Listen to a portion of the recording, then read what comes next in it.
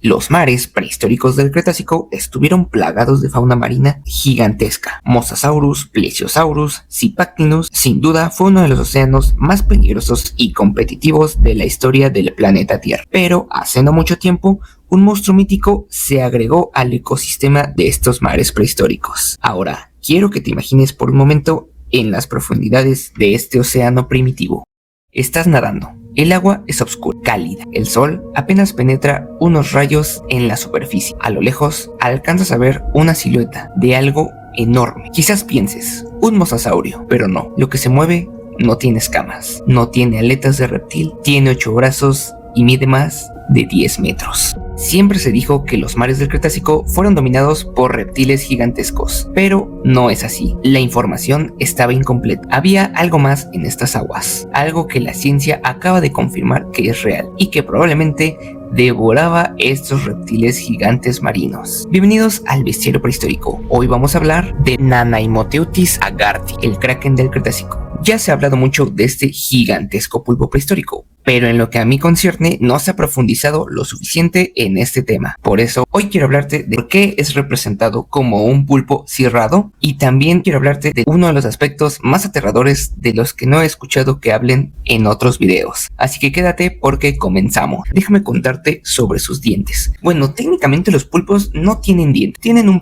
pico de quitina, como el de un loro, pero en versión monstruosa. Y el pico de Nanaimoteus tiene marcas de desgaste bastante brutales que desconcertaron bastante a los científicos al analizarlo, ya que estas no eran marcas de cortar carne blanda, no, estas eran marcas de triturar huesos. Este pulpo evolucionó específicamente para quebrar estructuras mineralizadas de sus presas, es decir, conchas, caparazones y sí, huesos de vertebrados marinos. Pero esto no es lo más inquietante del estudio. Lo más inquietante de este descubrimiento es que el desgaste de este pico revela algo bastante tenebroso sobre su cerebro. Y esto te lo cuento en un momento, porque primero necesitamos entender de dónde sale este monstruo y por qué tardamos tanto en encontrarlo. Todo comienza en las islas de Vancouver, en la Columbia Británica en Canadá, en los acantilados y afloramientos rocosos de la formación Aslam, gracias a un grupo de científicos que son paleontólogos que empezaron a encontrar fragmentos de mandíbulas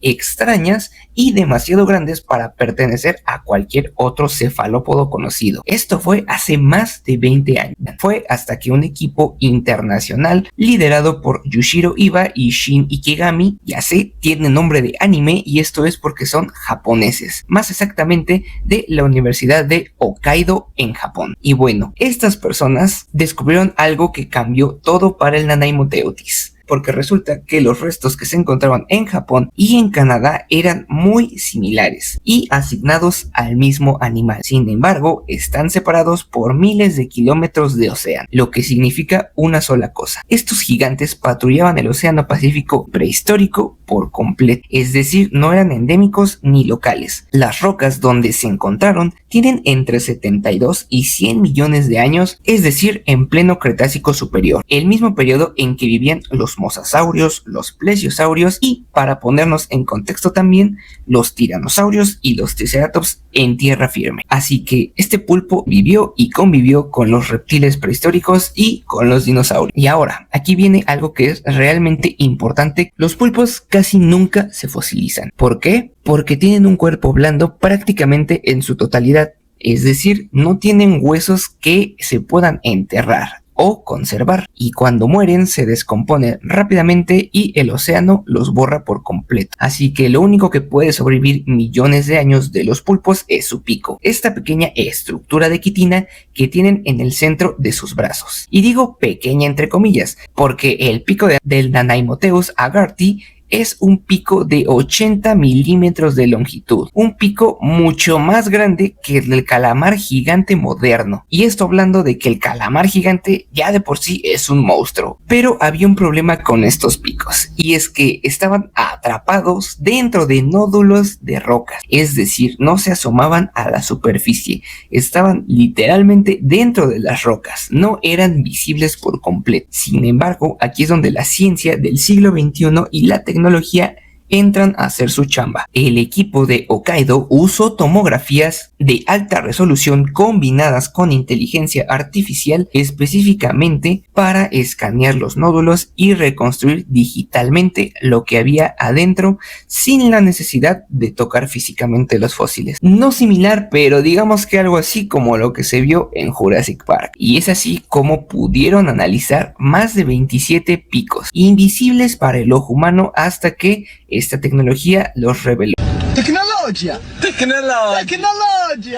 Y no solamente eso, gracias a estas nuevas tecnologías se puede abordar uno de los aspectos más técnicos y debatidos en la descripción de la Naimoteutis agar, que vendría siendo su posición dentro del árbol filogenético en los cefalópodos. Se pudo revelar sin apomorfías o características claras que vinculan a Naimoteutis con el suborden Cirrata, es decir, con estos pulpitos súper tiernos conocidos como pulpos Dumbo o pulpos con aleta. Ahora, esta reasignación es bastante interesante, ya que implica que la arquitectura corporal del Naimoteutis no era de un calamar alargado, sino más bien la de un pulpo más chonchito y compacto, dotado con estas características aletas estabilizadoras y una membrana o paraguas entre sus brazos que haría inconfundible a esta especie. Esta morfología cirrada es crucial para entender cómo es que este animal con un tamaño tan gigantesco podría desplazarse de manera eficiente en el agua, utilizando el batido de sus aletas para una natación lenta pero persistente y complementada con una propulsión a chorro para ataques súbitos al cazar. Y es así el por qué los paleoartistas representan a este pulpo con estas orejitas. Gracias a esta excavación digital obtuvimos picos y la posible forma de este pulpo prehistórico. Ahora hablemos más a profundidad del tamaño, porque las estimaciones van desde los conservadores 7 metros hasta los increíbles 19 metros. Esto suena bastante extraño, pero hay una razón científica muy válida para tener este rango, y es que en los vertebrados, si tienes el cráneo, puedes estimar bastante bien el tamaño completo del cuerpo, porque las proporciones son relativamente constantes. Sin embargo, en los cefalópodos no funciona así, ya que la relación entre el tamaño del pico y el tamaño del cuerpo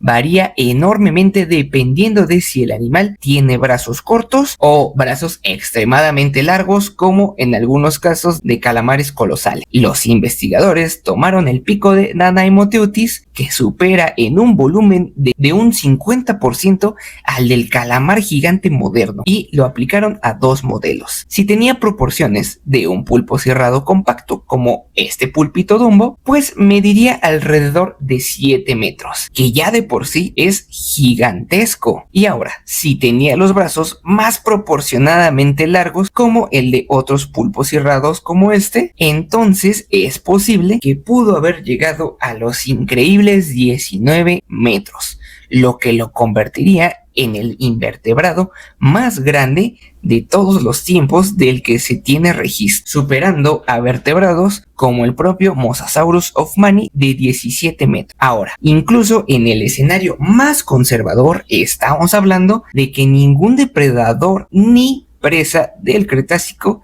le gustaría encontrarse a este monstruo.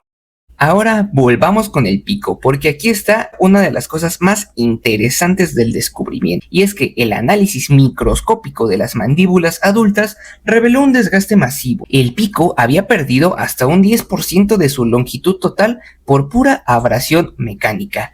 Esto no es normal. El análisis encontró muescas de más de 1 milímetro en la quitina, superficies pulidas por fricción extrema y fracturas por estrés en la estructura del pico, lo que nos dice que este animal mordía cosas muy duras repetidamente durante toda su vida. Y esto tiene un nombre: durofagia, el consumo habitual de presas con estructuras mineralizadas como conchas o caparazones. Esto nos habla de que este pulpo no solamente cazaba, sino que trituraba lo que cazaba, quebraba las defensas estructurales y extraía lo que ahí había dentro. Una estrategia que lo pone en el mismo nivel trófico de grandes tiburones, depredadores y los reptiles marinos gigantes especializados en cazar presas acorazadas. así que probablemente no era un oportunista de las profundidades, sino que era un cazador activo, posiblemente en la cúspide de la cadena alimenticia. Ahora sí, vamos a hablarles del aspecto más perturbador del estudio, y es que al analizar los patrones de desgaste en los picos, los investigadores notaron algo que no esperaban. El desgaste no era simétrico, es decir, en la mayoría de los especímenes, el lado derecho del pico mostraba una abrasión significativamente mayor que el izquierdo. Y en biología evolutiva esto se le llama lateralización, la preferencia por un lado del cuerpo para ejecutar tareas específicas. Y esto es importante porque es una firma de organización neuronal compleja. Lo que en palabras más sencillas nos dice es que era un animal altamente inteligente. En los cefalópodos modernos, como los pulpos, ya es conocido su gran nivel de inteligencia. Resuelven laberintos, usan herramientas, se pueden comunicar con cambios de color y tienen personalidades individuales. Pero encontrar evidencia de esta sofisticación cognitiva en un pulpo gigante prehistórico de hace 84 millones de años es simplemente extraordinario, ya que sugiere que el Nanaimoteuthis se cazaba con técnica, con preferencias, inclusive con estrategias. Y es que esto no está dicho al azar. Si estamos hablando de que este pulpo pertenecía a la familia de los pulpos cirrados, posiblemente tenía técnicas de caza como los pulpos actuales. Y les quiero hablar de una de las técnicas que más me parece interesantes y posibles, ya que actualmente una especie de este tipo de pulpos ha desarrollado una tinta bioluminiscente. Con esta tinta empapan a sus presas para así marcarlas y posteriormente perseguirlas constantemente. Y una vez que la presa esté exhausta, el pulpo se pueda acercar y acabarla de forma más rápidamente. Ahora imagínense un depredador inteligente, pero de más de 10 metros de largo y que puede triturar fácilmente todos los huesos de tu cuerpo. Solamente intenten procesar eso.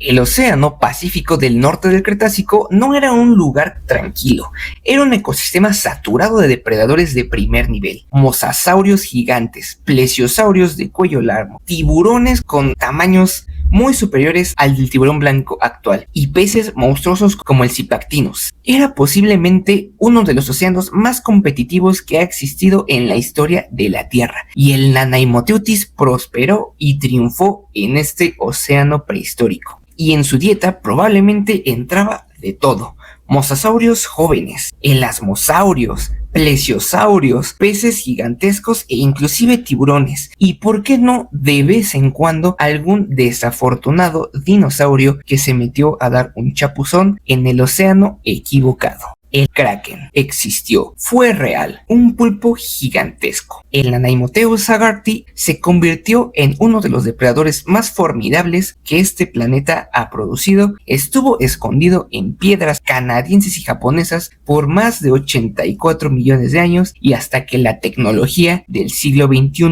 lo encontró, se ha liberado. El Kraken ya no es más un mito, es un recuerdo de los mares prehistóricos. Y bueno, como reflexión final, siempre hay que tomar con cautela incluso los mismos papers, ya que en el mismo documento nos explican que es muy especulativo el gran tamaño de este pulpo prehistórico. Y aunque ya lo denominan el Kraken del Cretácico, no deja de ser justo esto, un animal fascinante, eso sí, y muy increíble este descubrimiento. Pero bueno, no hay que monstrificar a estos bellos animales. Y bueno, espero que les haya gustado este primer episodio del bestiario prehistórico. Realmente me emociona mucho haberlo comenzado con el Nanaimoteuthis agarthi, porque me pareció un descubrimiento fascinante y bueno, me encanta este animal. Y pues nada, este viernes vamos a anunciar el ganador de este hermoso paquete. Y si no has visto el video donde anunciamos su rifa y cómo participar en ella, pues aún estás a tiempo. Recuerda, el viernes. Comenta también qué otra criatura prehistórica te gustaría ver en el siguiente video, y las mejores sugerencias entrarán directamente al bestiario. Espero que hayas disfrutado mucho de este video y no olvides seguirme para más paleo.